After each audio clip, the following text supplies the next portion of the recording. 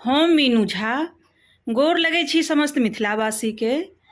उपस्थित भेलहुँ हैं जे जितियामे नहाय खायके दिन माछ मरुआ खेनाइ किया जरूरी छै। माछ मरुआके कथा लऽ के उपस्थित भेलहुँ हैं एहि वीडियोके माध्यमसँ अपने लोकनिसँ साझा करै छी और सब गोटेके जितियाके बहुत बहुत शुभकामना। धन्यवाद। जय मिथिला, जय मैथिली। माछ मरुआ खेनाइ एहि दुआरे जरूरी छनि जे व्रत करै छथि हुनका सबके जे माछ और मरुआके जितवाहन वरदान देने छथिन।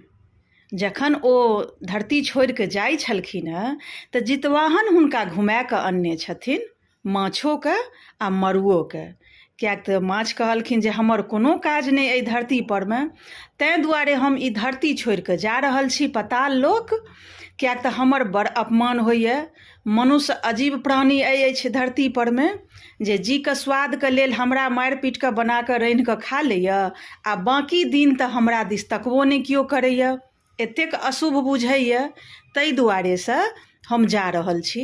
तऽ जितवाहन भगवान घुमा कऽ अनलखिन माछके आ वरदान देलखिन जे बरखमे एके दिन भी सही लेकिन अहाँके बहुत महत्व अछि आ ओहि दिनका महत्व सबके पता चलतै। जितियाके दिन, जितियासँ एक दिन पूर्व, व्रतसँ एक दिन पूर्व नहाय खायके दिन अहाँके लोक कनि खेबे करत, तऽ ताहि दुआरे अहाँके महत्व इंसानके ओही दिन पता चलतै। तऽ ई तऽ माछके वरदान भेटल छलनि जितवाहनके तरफसँ, ताहि दुआरे माछ रुकि गेलखिन। मरुओके सङ्गे इएह घटना छलनि हँ भेल, तऽ ओ हुनको जितवाहन वरदान देलखिन जे अहाँ नहि जाउ धरती छोड़ि कऽ, अहाँ रहू, अहाँके बड्ड काज हेतै। बरखमे एके दिन सही लेकिन अहाँके महत्व ओहि दिन पता चलतै लोकके। तऽ मरुओ रहलखिन। आ आब अछि जे बहुत लोक कहै छथिन जे हम माछ नहि खाइ छी, तऽ हम ओहि दिन की करी। बहुत गोटेके कमेंटो अयलनि हँ। तऽ जे माछ नहि खाइ छी, जे वैष्णव छी, ओ मरुआके रोटी, नोनीके साग आ घेराके सब्जी, घेराके तरकारी बना कऽ ओ खा लेब, ईसब अशुद्ध होइ छै। आ ओहियोमे जे वैष्णव छी जे अशुद्धो चीज नहि खाइ छथिन, कतेक जे विधवा लोकनि छथिन ओ नहि खाइ छथिन अशुद्ध चीज, मौसरी मरुआ और ई घेरा पोरे ईसब नहि खाइ छथिन, तऽ ओ सब अरबा अरबाइन खा कऽ जितियाके व्रत करथिन।